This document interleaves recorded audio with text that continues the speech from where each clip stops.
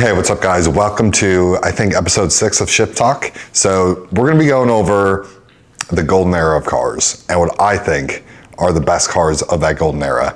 This is gonna be a yap session if there ever was one. So talk is cheap and let's get started. Actually, my talk is free. I'm free on YouTube, okay? So I'm actually cheap and easy. Don't tell anybody. Okay, so the golden era of cars. Which decade do I think that was? For me, easily, I think it is 90s General Motors, okay? You have the most power, the best electronics, always functioning AC, and incredible interior quality. That was a joke. 90s GM was probably the worst of General Motors ever. But 90s JDM, that's definitely a different story. I need to school myself up more on JDM because there's some really cool stuff that comes from there. And I'm just not that familiar. I think I just need to go watch some more Fast and Furious movies. Probably go watch Tokyo Drift like 7 times after this. Okay, but anyways, seriously, the best era of cars, the golden era, I think that is the 2010s. I think that is probably the best car era that's ever existed. Now, the 2020s, definitely a cool era, but I think there's some shortcomings. We've lost a lot of great cars, both in existence and both in manual forms. Looking at you, Corvette. And also, technology is really cool, but I think it gets overdone a little bit. I think there is some truth when people say an analog car is one of the best feeling cars. I think there absolutely is some truth to that. Not that my Mustang that you guys see on the channel all the time is the most technologically advanced out there. It's not like jam-packed full of like weird technology. It's not. I mean, it's still a manual transmission car, but it's nothing. But I think in general, the 2020s, there's probably a little bit too much technology that I think is replacing analog features that I think could just be a little bit better. Okay, the 2010s though, what I think are the best cars. Now, the first car that comes to my mind, and technically isn't of the 2010s because it came out in 2009, but I'm still gonna count it because it lasted to 2013. And if you guys can hear those years and already know what I'm talking about, good for you. It's the Corvette ZR1, the C6 ZR1. I think this was by far and away the coolest car of my childhood. It was like, I think it was like the most powerful production car at the time. It definitely was one of the fastest around the Nürburgring track.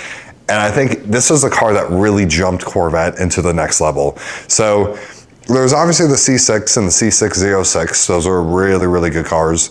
But they weren't really in the echelon of hypercar territory. And the ZR1 absolutely was. It was faster around the Nürburgring than the Ferrari Enzo at the time. And that's really impressive, which I guess that's kind of a call to 2025 where they launched the Corvette ZR1. Really, really cool car. And I would put it over the C6 ZR1 any day, but it's not manual. So we have a little bit of anti-automatic bigotry on this channel, if you guys can't tell. So that Corvette ZR1 is out, but the C6 ZR1, and I think that car kind of reminds me in a really weird way of the Toyota Supra, where it just had an incredibly overbuilt engine. So to kind of describe what I mean by this, so the LS9 that was in that C6 ZR1, it had titanium crank, titanium rods, and then aluminum forged pistons. A very, very overbuilt engine for what it was producing stock. So they were probably putting out maybe like 570 wheel, which is obviously a very healthy number, but nothing insane kind of by today's standards when it comes to, at least what I'm familiar with, like Whippled Gen 4 Coyotes. But that was sort of the same story with the Mark IV Supra. An incredibly overbuilt engine that could handle so much more than what it was pushing from stock. And I think even the C7 ZR1 falls within, the 2010s category, but the C7 though did not have any titanium within the engine. So it didn't have the titanium crankshaft and it did not have the titanium rods. I think the pistons were still forged aluminum. Somebody correct me if I'm wrong on that. Still a really great car, but the C7 ZR1 never really was the halo car that the C6 ZR1 was. And even so, they both fall within the 2010s, but the C6 ZR1, definitely my favorite car of the era. Also, that era contains 2 of my favorite muscle cars. One I owned, one I kind of want to own, at least for this channel, to show you guys. So that was a 2018 Camaro ZL1 1LE. I think that is probably the most special car I have ever driven in my life. And I've driven some Shelby GT350s, some Shelby GT500s, C6 Z06, C6 normal base model. I'm trying to think of all the super special cars I've driven. That may be the extent of it. That car is by far and away the most special car I've ever driven. And for my Camaro fans who are watching my channel right now, which probably not a lot of you, because mostly it's just been all Mustangs here. But for my Camaro fans out there who are watching, I think the ZL1 has more of a footprint on today's modern cars than any Shelby Mustang ever had. And that's because the 1969 Copo ZL1, first production car ever to have an all aluminum block. So you can thank that for our modern aluminum block engines today. Also, I think there's such a cool story behind that car. You would have to be in the know to be able to go to a Chevy dealership and tell them you want a ZL1, a code name ZL1 Camaro, and most dealerships had no idea what you're talking about. And that was because General Motors did not want Chevy street racing. They wanted to keep, I guess, the playing field competitively clean because all of their subdivisions were more branched out from each other. But Chevy didn't want to play by the rules. In order to be competitive in the racing series that they wanted to take their Camaros at, they had to reach a production number threshold. So that's where the ZL1 was born. But just a cool fact for you guys out there, I think the ZL1 is definitely cooler and has more heritage than the Shelby Mustangs. Anyways though, 2018 Camaro ZL1 1LE, by far and away the most special car I've ever driven for sure in my life. And good God, I miss that car so much. I constantly have so many cars in my head that I want to buy next. I know I've talked to you guys about a Shelby GT350, a Shelby GT350R, maybe a new facelifted Mustang for the S650s, but there's such a special place in my heart for the 2018 Camaro ZL1 1LE, and it doesn't have to be a 2018 specifically. I'll take anywhere between a 2018 or a 2023. But just a Camaro ZL1 1LE, such a cool car. I want another one day. And I think just like overall, this was by far and away for American cars, definitely easily the best generation. So besides General Motors, Ford had the best 2 years of Mustang ever existed. So I know I've talked plenty on this channel about the best generation of Mustang, and that is the S550. And obviously that starts in the 2010s, but it does bleed very well over into the 2020s. But the 13-14 Mustang, by far and away the two best years. The generation kind of got sapped a little bit by the tragedy that was a 3-valve and the 4-liter V6. That was quite of a joke of an engine. But the 13-14 Mustangs, such great years, easily the best. So probably the best years the GT has ever had. You had the Coyote. I know it was a Gen 1, so a little bit weaker rods, but you still had a Coyote. You had the MT82 with more issues than it has now, which we really should have got a Tremec. But best years of the GT, definitely the best looking of them.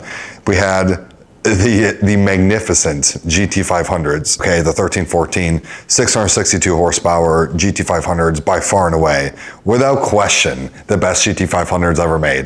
The S550 GT500s, I think are, to me, completely uninteresting, okay? I know I sound so old when I say this, but a GT500 without a manual transmission is not a GT500, I think, worth its salt.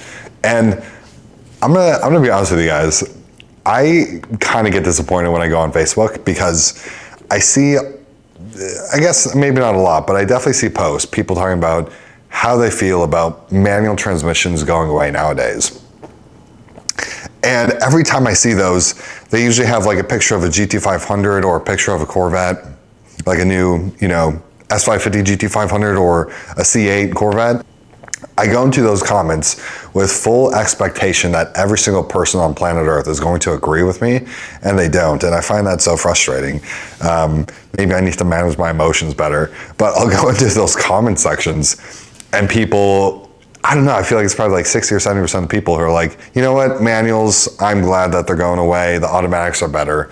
And objectively they are, but subjectively they're not, okay? Not to me. Manuals are such a better transmission. So you guys need to stop disappointing me in those random Facebook posts when they're talking about automatic or manuals. It makes me want to cry every time I open them up. I don't want manuals ever to go away. I'm just too obsessed with them. But the 2010s were definitely the year of the manuals. The Shelby GT350s, you can only get those in manuals. The 2018, the Camaro Z01 1LE, you can only get those in manuals. One of my favorite cars ever made, the 5th gen Viper, which is another one of the 27 cars I'd love to own in the future. You can only get them with the Tremec manual, and that I think is so cool. I actually love those Vipers so much, but they're kind of hard to like justify buying, I think, because as cool as they are, I think their potential isn't all that great. So with bolt-ons, you're not really gonna get a whole lot more than the 640 or 645 base horsepower that came out of those from the factory. Their V10s just don't sound good. I need to do a video for you guys on the difference between a Lexus LFA V10 and a Viper crossplane crank 8.4 liter V10, because there's a significant difference in sound there. And the Viper just sounds kind of poopy. I'm gonna be honest, it kind of sounds like a rat coughing. Those V10s just have never sounded good, but they do sound interesting. They're not good, but they're interesting, which are actually a lot of my personal qualities, if you guys are curious. But those Vipers, genuinely, I think were such cool cars.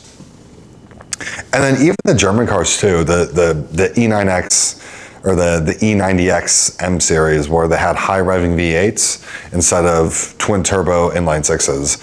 I get the inline six, but naturally aspirated cars, especially V8s and cylinder counts above that, I think are far more visceral than boosted cars. It's really hard to compare, but I have a lot of fun in my boosted Gen 4 Coyote. But when I look back at it, my Gen 3 was a car I could drive so much harder to the limit, and there was so much more use case I could get out of it than I do with my 800 wheel horsepower, Whippled Coyote now. It's probably hard to say that the NA Coyote is more fun, but you can definitely use a lot more of the engine, and that was something I always appreciated. And that I think was really cool with the E90X M series. So actually a buddy of mine in the Marine Corps, he had an E92 M3, and that was actually, and funny story for you guys, that was actually the car I was gonna buy before I got my Gen 1 Coyote. I was like very much weighing the options. There were definitely the two cars that every single motoring journalist was comparing.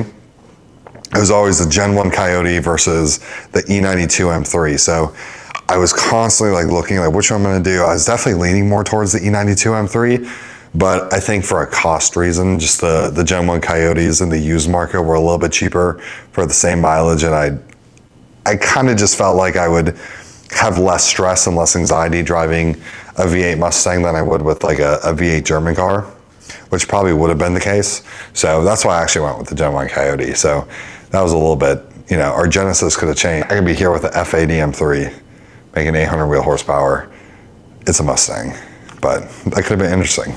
So yeah, even the German cars I think were really cool in the 2010s, and they've kind of lost their edge, manual transmission, so to speak, in the later 2020s. And I think the early 2010s were just such a great battle of front engine V8 manual drive sports cars.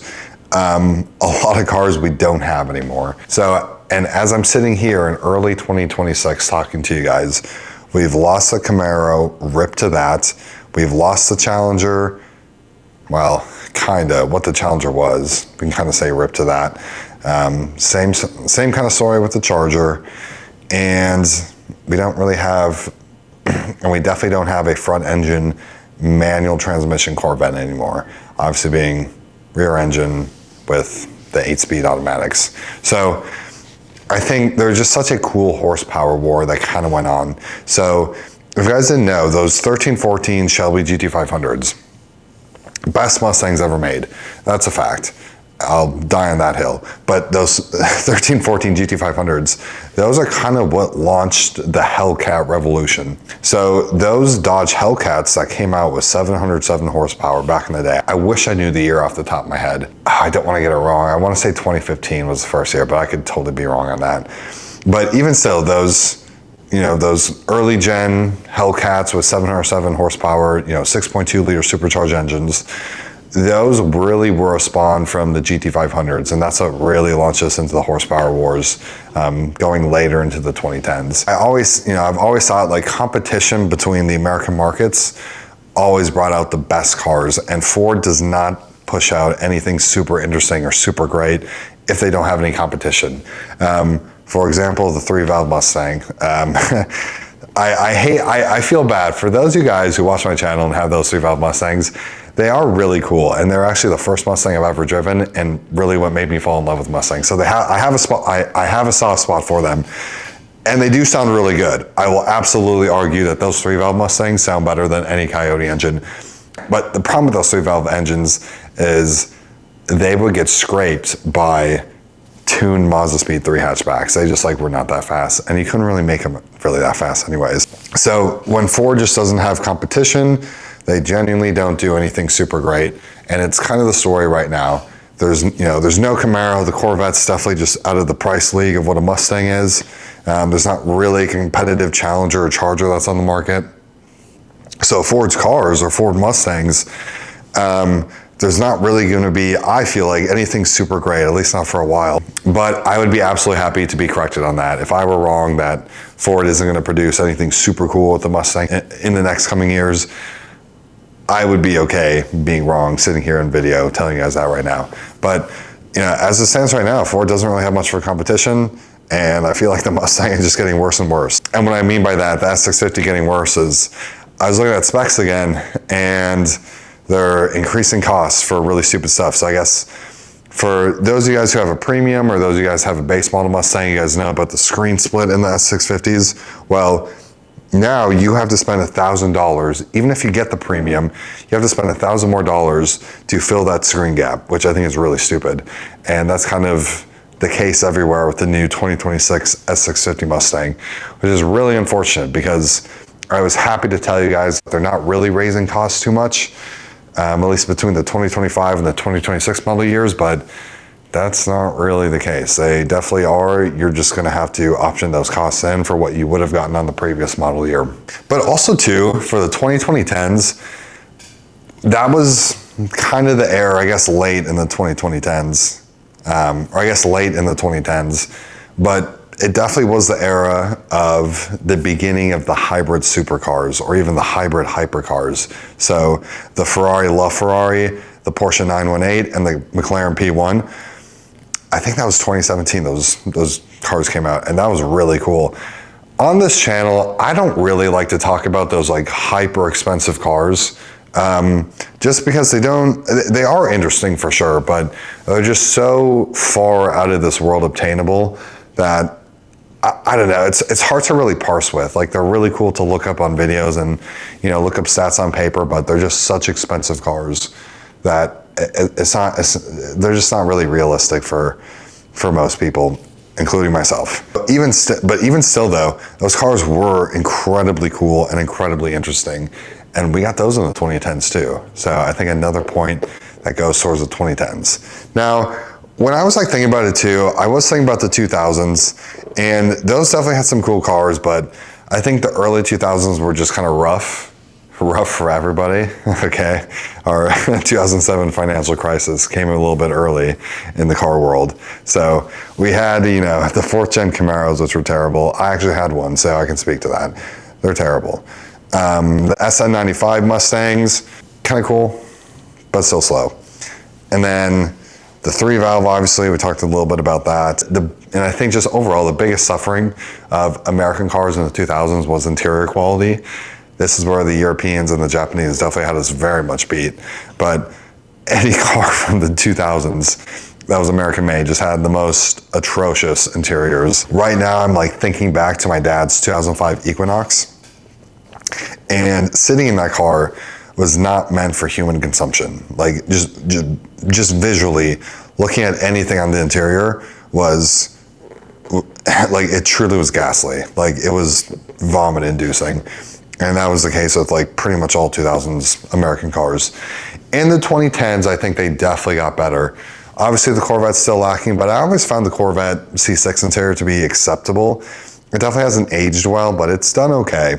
But I think the facelifted 2010, but it wasn't until 2011 we got the Coyote. But the facelifted interior of the Mustang, I think actually is very much acceptable, even by modern standards. Like the interiors that came in those 2011s to 2014 Mustangs, I still think are actually really good. And if you want to spruce them up a little bit, just make them a little bit nicer, a little bit more premium, it doesn't take a whole lot of effort. Like truly, I think the 2010s is when American interiors really made a good transformation from where they came from. Now, to be fair, still 2010s American interiors, not the best in the world, not by any means, but I think they definitely got a lot better, and they finally verged into the realm of acceptable, which on this channel we take acceptable. That's passing to us. So 2010s American interiors, I think, also qualify as good enough. Not that we really want to qualify everything as good enough, but in this context, I think they did just fine. And like other cool things about the 2010s, we still had Pontiac. I really miss Pontiac. I miss seeing a brand new Solstice on a dealership lot. Those are super cool. I remember the first time I went to, I think it was the Minneapolis Automotive Convention, whatever it was, the car show that's in Minneapolis. That was the first time in person I saw both a Pontiac Solstice and a Saturn Sky. And those cars like took my breath away. I know they weren't much in terms of, you know, absolute sheer performance, like not by any standards, but they still look so cool. They were like some of the best looking cars. And I feel like if the Pontiac Solstice and the Saturn Sky existed today, they'd be in direct competition with those stupid Toyota GR86s or whatever they call them. I don't actually think those cars are stupid, but they're just like really underperforming. I've driven a few also in their early generation days when they were the Siren FRS and the Super BRZ. They're just very anemic cars. I kind of get it. I get the appeal. They are really cool. They are really cheap. They're just also really slow. So, and they don't really take the power very well in terms of boost. But I still wish we just had a good old Saturn Sky. I thought those cars were just so incredibly striking when it comes to how they looked. Also, too, I don't know how to describe this, but I feel like car culture. I know it sounds kind of weird saying car culture, but like I feel like it was better in the 2010s. I don't really know how to explain it. Maybe it just kind of got stepped on by social media. I think TikTok probably hasn't done car culture a lot of favors, because what goes viral is what trends and what gets the most views, and that's the really stupid things that happen. So the street takeovers I've talked about on a past Shift Talk episode, obviously those need to be ejected off the face of the earth. And I think just like anything really stupid, really dumb, or anything that's like clout chasing definitely gets the views nowadays. And I get it, but I wish it wasn't true. And I feel like in the 2010s it wasn't. I think everything was a lot more, I guess, real, a bit more genuine. I feel like there's a lot more vlogging type in the automotive world where people they had their car and they built it. They didn't buy it, sell it, and by sell it, I mean give it away. Oh, car giveaways, those are so frustrating. Those, I think, single-handedly are ruining 2020s cars. But yeah, I just feel like the culture was better. The one thing you just never really saw in the 2010s was car giveaways. People wouldn't do that. Like I said, they buy a car, they build it, and then they do everything and anything they could with it. And then maybe within a few years they would sell it. But I don't know. Overall, I think 2010s car culture was also just a little bit better than, I guess, what it is in the 2020s. So I guess that kind of wraps up everything I want to yap to you guys about. This is definitely a stream of consciousness in terms of a video. I just figured I'd sit down and let my brain just spill out a bunch of words and see how well they get picked up on camera. So hopefully you guys enjoyed that. I definitely did. I like making these videos, sitting in front of my green screen. That's not green, it's black. But again, helps with editing, makes things a little bit easier here on this channel, as we still have some learning curves we're trying to sort out. So appreciate you guys tuning into this video, and that's all I got for you. And I will catch you in the next episode of Shift Talk. Take care. Oh my God, it's gonna take so many edits.